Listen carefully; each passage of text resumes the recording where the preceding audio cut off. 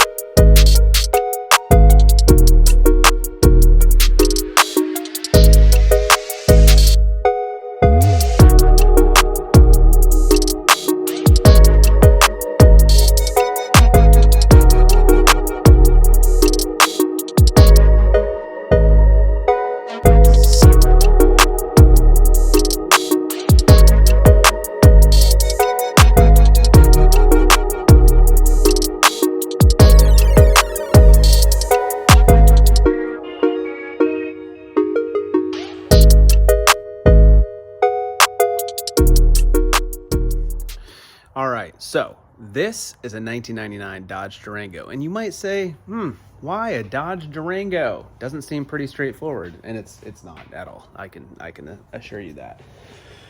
The idea behind it was I had several other projects that I worked on. I don't know what my deal is. I just love four-door, full-bodied rigs. I always loved taking friends on the road and going on wheeling trips, especially people who had never done it before. They had no idea what they were doing or getting into, and then you'd take them on an off-road adventure, and it would be way more fun than they thought that it was going to be. So I'd had a 99 XJ before. I actually lived in Portland. It was like 2004, and I used to ride my bike everywhere, so I didn't need to drive it all the time, but I used to take it all the time from Portland out to the Tillamook State Forest, go to Brown's Camp. I just used to go on all sorts of adventures with that thing, and it was the best. I had a Dana 44 in the rear with an aux locker, had an inline 6 MP231 transfer case with a slip yoke eliminator, 35s, leaf sprung in the rear, obviously, coil springs in the front. I mean, I just loved that thing. It was like unbeatable until I got a job in Southern California, moved down to the Encinitas area, and I had to drive back and forth on a regular basis, and I had to put that thing up to highway speeds, which it would do, but it wasn't used to doing it every day, and I had really beat on it pretty hard several times before I moved on some wheeling trips that I had been on. So I'm driving one day to work, and the entire front end just grenades on me. It was a Dana 35 front end.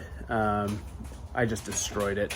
So I didn't want to play around with that anymore. I sold it because I needed just something reliable. I did pick up a 1986 Toyota 4Runner that had been sprung over in the front, so I started that project. That was something else I had. I always liked 4Runners. I always liked Cherokees. I have a Grand Cherokee now, which is another project. It's actually my daily driver, but we'll get to that. So what I looked at really was, JKs are a big thing. Obviously, they're constantly modified right now. Lots of people building JKs. And the one thing I thought about was, we're in the Pacific Northwest. A lot of the trails we drive are really tight. I'll mention him, Dirt Lifestyle Nate. That guy's got a Jeep. I think it's a TJ, Muddy Beard. I think he's got a TJ. A lot of dudes with short wheelbase rigs. Samurais are a big thing up here. Toyotas that end up getting completely destroyed. So whether it's a, extended cab Toyota, or even a 4Runner for that matter, I guess. But I had a 79 that I absolutely loved. Good friend's brother had a 79 Toyota that I bought from him back in the early 2000s as well. I absolutely love that thing. 529 gears, 20R, 5-speed, no frills, all pro springs. That thing was just a beast. I put it on 38 boggers. I got an affinity for boggers, obviously, but I've had a lot of different stuff, but I've always had, primarily 4-door wheeling rigs. mostly because I used them for my daily purpose, and then I would go beat the crap out of them. And so what I thought this time is, I'm going to build something that other people can come and enjoy with me, but I'm going to build it to a point where I'm not going to break it. And I break a lot of stuff, like a lot of stuff. I am heavy on the gas. I'm aggressive with how I drive, and I tend to break things. So I thought, I do want a full-bodied rig. I'm an amateur at this. So in my regular job, I've been in marketing for years. I work with small businesses. I'm not a welder or fabricator, but it's something I've always done. I've always been mechanically inclined. So I thought, hey, I'm going to teach myself how to do some of this stuff. I didn't want to just do like a spring over leaf spring suspension and do something like that. I really wanted to get like the maximum out of it. I didn't have the ability to do like a full chassis buggy, like a rock bouncer. And I really like the idea of a full-bodied rig, something that you would, drive down the road, or you could picture just cruising down the street, but then also be crazy capable. So I wanted to do dual triangulated forelinks, front and rear. I wanted to have something that had at least 16 inches of travel, front and rear. I wanted a V8. I wanted a solid chassis, solid frame. So immediately, again, I look to compare things like the Grand Cherokee and the XJ, the wheelbase of a JK, a 4Runner wheelbase. I looked at all of those, and you know what fell right into that? A Durango. So obviously the advantages to a Durango over a WJ or an XJ or any of the Grand Cherokee based platforms is that it's got a solid frame, and it's something that I can modify without also having to like reinforce every ounce of it, right? So I wanted to be able to build on that. Also, it came with a 5.9, so in a 242 transfer case. All of that is out the window at this point, but it started that way. So this I actually purchased back in 2014 for $500. And at the time, the guy said the trans was slipping, which I knew all about. I think it's a 46 RE that was in here, or a 42 RE in these. I don't remember, because the Dodge has got a 47 RE in it. Either way, Dodge isn't known for their amazing transmissions. So I knew that was going to be an issue, and I was totally okay with it because I planned on doing something else with it anyways. The cool part about this truck was I thought that it had a Jasper crate motor in it, and it did. However, apparently, and sorry, no offense, Jasper, but after I heard a little bit more about it, they're not the most reliable rebuild that you can buy. And so while the tranny was slipping, the motor was also completely toast anyways, which wasn't really a big deal to me. I was going to do something different. I was hoping to get it to run. I thought I'd tear it down and rebuild it. I didn't. I actually, after looking at it, I was like, man, maybe I'll do a 408 stroker. It's now now the block that holds apparently my heater. But I did pick up a block to do a 408 stroker. It's just a nightmare, and it's so much money. And so I looked at all of that, and I thought, as this evolved, well, what am I going to put in it? It's actually got a Chevy LS 6-liter in it, out of a 2004 Chevy 2500. Had about 140,000 miles on it. Pick it up for about $1,000 from a good buddy of mine up at Pasco Auto Wrecking. Just, really reliable. Obviously a ton of aftermarket. Goat Built does all of these brackets, the alternator relocation bracket, the pulley bracket for the house steering. So everything that we've got going on, it makes it a lot easier to build that when it's on an LS platform, because there's so much stuff for it. So anyways, getting back to the Durango, similar wheelbase to the JK, the Grand Cherokee, the 4Runner, all of that, but had a solid frame. So what I thought was, I'm going to cut off all the independent front suspension. It's just going to be, I'm going to cut it all off. I'm going to be able to put the bars in, and it's going to get the flex that I want out of it with the ride height that I want. But I'm super critical on what I do, and I don't settle for anything but the vision I had. And as I dug into it and I kept modifying things, and it really started with the back end, I realized I wasn't going to get the travel out of it that I wanted without really modifying the frame. So at this point, all of the frame has been changed up. So the front and the rear, there's basically, everything under the rocker panels is pretty much the only part of the actual frame that's left. Everything else is stuff that I've built. Even the front of the frame, and I'll show you pictures. We'll add it in somewhere around here.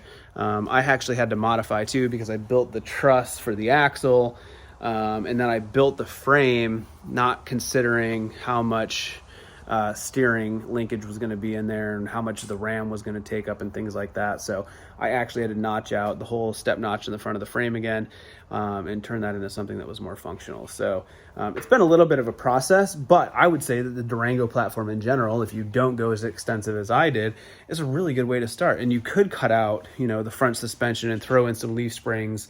There's a fair amount that you can do with it, but I really wanted something that's kind of like rock bouncer based. I wanted to kind of build it based on that, which is also why I then ended up building a 14 bolt front for it.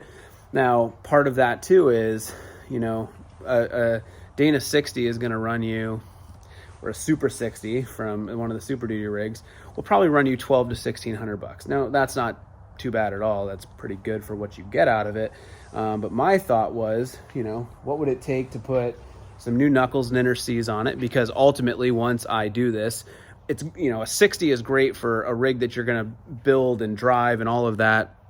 But I really wanted something I was going to beat the crap out of, and that it was going to hold up to it. So I figured at some point I'm going to replace the knuckles. You're going to do something else with that. So I got Reed Racing knuckles and inner C's,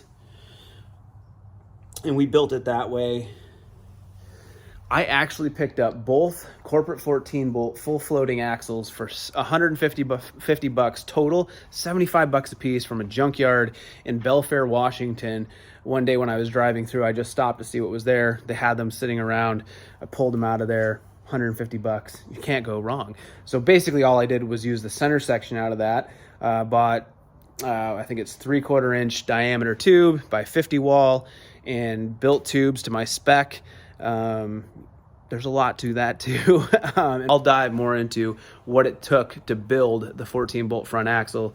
But realistically, I think that that's something that can be done all the time now. Dana 60s are getting really hard to come by. The Super 60 isn't that easy to come by. And I think this is a really good option. That, and I think building a Dana 80 is also something else that I want to do. I also have a Dana 80, and at some point I'd probably turn that into a rear steering axle. But I think at this point, getting this project done first is my prime focus. So with that said, this is really what we're going to be working on most of the time. Let me tell you a little bit about what is coming up and what needs to be done on it. So I would say the step that I left off at was getting these headers built. And I say getting the headers built because I bought a full header kit for it. I actually bought shorty headers for it. But I couldn't find a pair of headers. What are they? Block hugger headers, any of those things that were actually going to fit in there. And it's mostly because the engine, if you look, this is moved back 12 inches from where the original motor sat. It's hard to tell, but the engine is halfway under the firewall there, actually. Looking like that, everything but the front of it is back behind the firewall. So, the issue with it was mostly is that even the block hugger headers, when they came out, and then it's still running into the engine mount. You try to send them forward, and it's actually running into the shock mount a little bit, but that motor is sitting back pretty far, again, 12 inches from where it sat stock. So, I mean, to find something that was going to work, I was hopeful, but it just wasn't going to. And then the heads themselves on an LS are obviously offset, so the left side wouldn't clear at all. The right side actually wasn't too bad, but then the other challenge is where the header comes off. It was really running right into the frame and the top, the upper front link. So it was just kind of creating some issues. So what I did was purchase a kit here.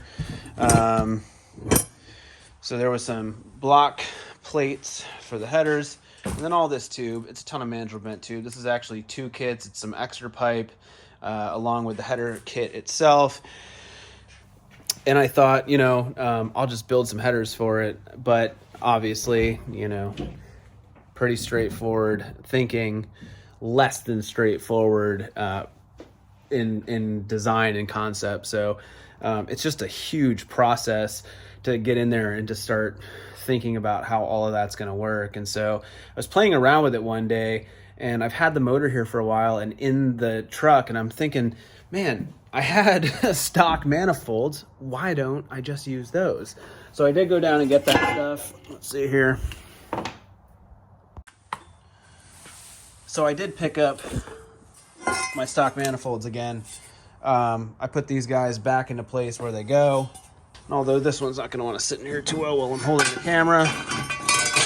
You can see if I did a little bit of trimming just on this pipe here at the end, it's totally going to fit in there. Not going to be an issue. It doesn't run into anything. Definitely the way to go. I've laid the framework for the floor.